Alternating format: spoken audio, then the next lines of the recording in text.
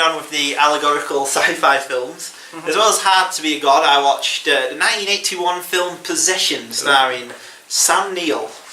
You know Sam Neill from Jurassic Park. Jurassic Park. This is him when he was young, in his prime. He gets his penis out. Oh God. Yeah. Sam Neill is I'm assuming, American businessman. The film is set in Germany. Berlin, yeah. During the Berlin Wall, so 1981, there's a big divide between East and West. Yes. He has a very odd relationship with his wife. They're estranged. His wife is seeing another man. One thing I always think of Metal Gear Solid 3 with that game opens after World War II. The world was split into two, East and West. But yeah, it's East versus West, and he's a businessman, and his wife is having an affair. And they have this is the most intense, bizarre film you'll ever see. Basically, it's about their their bizarre relationship. She's seen another man, and he knows that she's seen another man. It's about their divorce, and their issues. But the twist that makes it a sci-fi film, as well as another man, she's having sex with a tentacled monster. Tentacle rape. Tentacle. There's no rape. It's consensual. Oh, tentacle sex for movie. Tentacle sex is in the film. Oh my yes. God. She sees a giant, horrific, horrible monster as well as this other man, and it's all about their. It's all about. What the fuck's wrong with you? Well, no, this film is a classic. It's seen as being a like a major body horror film. Their relationship has descended into screaming matches and self-mutilation in a brilliant scene. This is what's so bizarre about the film. Like, all the performances are off. Like, Sam Neill is very at the beginning he's very preppy. Like, there's a great bit. There's an amazing sequence that made me, because it takes some getting used to the film. It's set in like an alternative kind of universe kind of thing where everything's a bit off. Like, there's a bit where they have a meeting in a cafe. The cafe is empty. They sat on an L-shaped couch kind of thing. He sat on one bit of it and she sat there like that, so they're not facing each other, they're facing like in like that kind of way. And then he's like, this isn't the proper thing to do. It's really weird. And then, but she's like the opposite direction. Like his acting is all prim and stuff, and she's like completely like the opposite, like really over the top, right? And he goes ah, and then he picks up every chair in the cafe and starts chucking it at her, and like she's trying to run and they're all screaming. Basically, the film is a series of like screaming matches between them, where like he's trying to be as like prim and proper as possible, and she's just gone completely insane. And there's another amazing sequence later on where they're talking because they have a son, right? And it's really tense. This scene, she's making something with like she's cutting stuff with she's cutting carrots up, so that's tense. Then she's got a what's the machine where you put loads of like fruit in and then you a food processor. Yeah, food processor, right? And then they're talking, and then she grabs the food processor, turns it on, and takes it to her arm like that. and then he starts doing it to himself.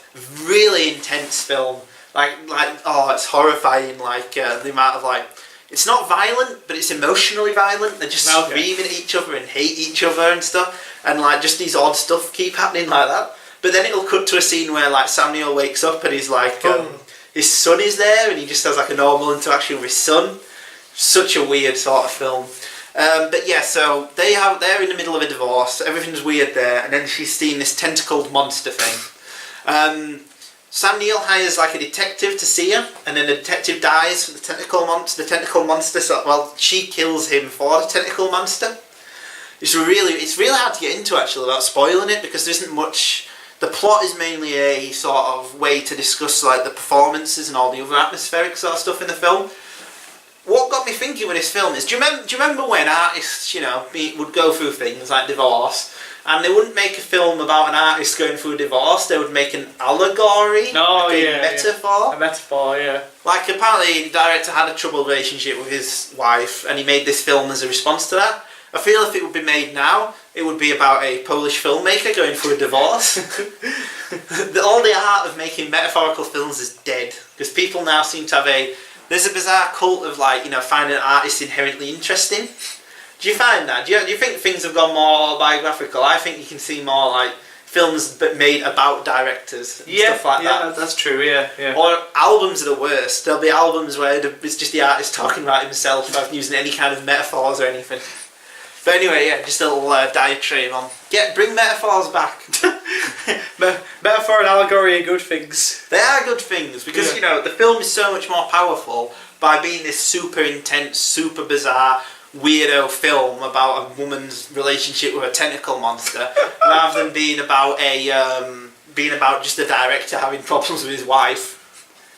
It's so weird. There is a sex scene with her and the tentacle monster. Oh God. It's really weird because what happens is at the beginning, like the monster is all gooey and sticky and he's got all these tentacles. But as it goes on, I don't know, maybe he eats the victims or something. He becomes more and more like human looking.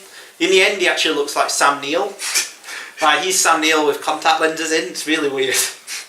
And then it's got a bizarre ending. I won't ruin it because I would recommend watching the film, but it's got a super weird, bizarre ending. But yeah, this tentacle monster, it goes throughout and becomes more and more realistic looking. Also, another film like Hard to Be a God, not for the faint-hearted. If you don't like a film where it's so weird because she's having sex with a monster and it gets its tentacles and wraps it around her arms and legs. I can't imagine what direction the actress must have got. All right, now just you don't look particularly happy to be having sex with this monster. Moan a little bit more, darling. Moan. I don't know why it's got an American accent. He's a Polish filmmaker. Zuza moaning. Zuza moaning. But yeah, the standout sequence of the film actually. The performance by the woman in the film, whose name I can't pronounce, is truly weird. It's basically she's playing it as if she's a mental patient. Okay. She bugging her eyes out and acting all weird and nothing about it's quite right. The dialogue is really weird and all. It's quite. It doesn't seem to be matching what's actually going on in the scene. All these weird sort of distancing effects and things.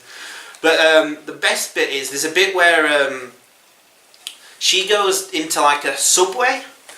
Not the shop. Not the shop. I was thinking, not the shop. Not the shop that hadn't been founded yet in 1981, I don't think. I'm sure was it a 90s thing, Subway, that got big after that? I don't know. Anyway, this isn't a review of the Subway Enterprise and its recent allegations. Have you heard of Jared? Oh, right, yeah, well, what about him? Is he the guy that lost all that weight because he ate Subway? Yeah, have you not heard? He's paedophile, apparently. Really? Yeah. Oh, God. Yeah, the Jared controversy.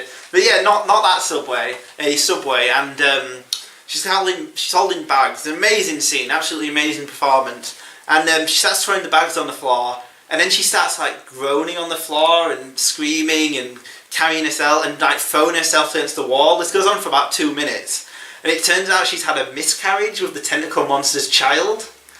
Oh, that's really weird. At first, it's quite comical because you don't know what's going on. It's this woman going like that, and you think, oh, that's funny. And then it keeps because you don't understand what's going on. It's oh, what the hell is happening? And then it keeps going. Then it goes on too long to the point where it's oh wait, what's this? And then she's throwing bags on the floor. She's rolling around. The bags are full of milk. She's rolling around in milk and stuff, and it's really weird. But then and it cuts to later on after these 2 minutes, and she's sat there and blood just pours out of her and stuff. I think it comes out of the shoulders. It's a really weird effect. She's just surrounded by blood. So yeah, this is one of the most intense films ever made about marriage and divorce, and because the film is using as well another thing that it uses as metaphorical, get these metaphors in, is the fact the divide between them is east by west. It's all about how people don't communicate. The main two, Sam Neill and this actress who's absolutely amazing in the film, they're not communicating with each other, and they've got this, and it's all about this. It's also about how this child's affected by this weird relationship they've got. Their horrible self-mutilating screaming matches. But yeah, and it's all about also this divide between people. No one's communicating with each other. So really great, really weird body horror film. Why did horror films go from being quite reputable, where Roman Polanski, this dude, all these kind of filmmakers would make these kind of films that were metaphorical for something else. Even David Cronenberg's 80s work, The Fly, is all about disease, and at the time AIDS was a thing that was seen as being... Well, I don't think the genre was ever reputable. I think it was just that filmmakers with some clout were making horror movies. Yeah. I don't think the genre in general ever went through a period where people were like, oh, horror, a respectable genre. I think it was more just great filmmakers making great horror films. Yeah. But obviously we don't get that now. No, everyone thinks it's Saw, isn't it, this thing now? Would you believe The Fly was I think it was the biggest film of 1986. That said, though, there are plenty of great new horror films. It Follows. Yeah, like it follows on the Babadook's meant to be great. Oh yeah. That's going to be a really great film. Yeah. Or Snowtown Murders and stuff like that. Yeah. Yeah. But yeah, all these great horror films, you know. Auteurs making it, not auteurs making auteur horror films. Yeah. Yes, but yeah, again, just like Hard to Be a God, it's not as good as Hard to Be a God. It has it's just too bizarre. It's not like a classic or anything. It's a little bit more minor. It's a minor entry in the body horror film kind of canon. It's about an 8 out of 10. If you like Sam Neill as well, you won't have seen him anything like this. There's a bit where he it's almost a direct rip-off of the scene in Apocalypse Now where do you remember the bit where Martin Sheen's going dry and he punches the wall? Oh yeah. And he's Yeah, like, yeah. he shit. Yeah. But there's a bit where Sam Neill's like, he's got like some stubble and he's rolling around his bed going like, and he looks seriously ill and he's skinny and it's really, it's like a really desperate performance from Dr. Malcolm. Whatever it was. Dr. Malcolm from Jurassic Park. Yes, but yeah, Possession. Really good It's film. because he had a vision of his future and he saw that he was going to be in Jurassic Park 3. Did that ruin his career? Because I've never seen him in any. I think I would, yeah. Because he was in some great films before, like he's in the film The Piano, which is meant to be a masterpiece. Oh yeah. And like a few other stuff, but you know, I've not heard of a single film he's been in since Jurassic Park 3. Well, that's it then. Did they not even get him a cameo in Jurassic World? Oh, he's not in there. Oh, poor Sam Neill. No. He could have been a star. Yeah, you ever get like a cheap shot of like one of the characters out of him like selling Sam Neill's book in the Jurassic World store? You don't even get that? You never get that? Or you never get a Jeff Goldblum cameo, which would have been great. He'd have done that, no. Yeah. Oh, I need money. When are they going to make Buckaroo Banzai 2? They promised it in the end credits. But yeah, Possession. It's a solid sort of 8 out of 10. It's not the kind of film you'll watch twice because it is very, very intense, very depressing.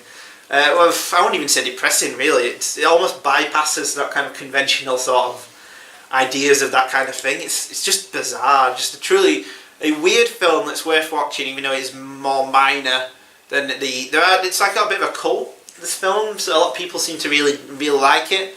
I don't think it deserves to be like a cult classic, but it's worth watching. It's a good film. It's not scary either. It was a lot less intense than I thought it was going to be. The design for the monster is great, but the monster doesn't do anything. Okay. He sits in a corner or in a bed or screws the main actress. He doesn't do anything sort of like kill anyone or out. He's basically he is a device just to further the plot on and to like go through other things like that. But yeah, really good film. 8 out of 10. Watch it.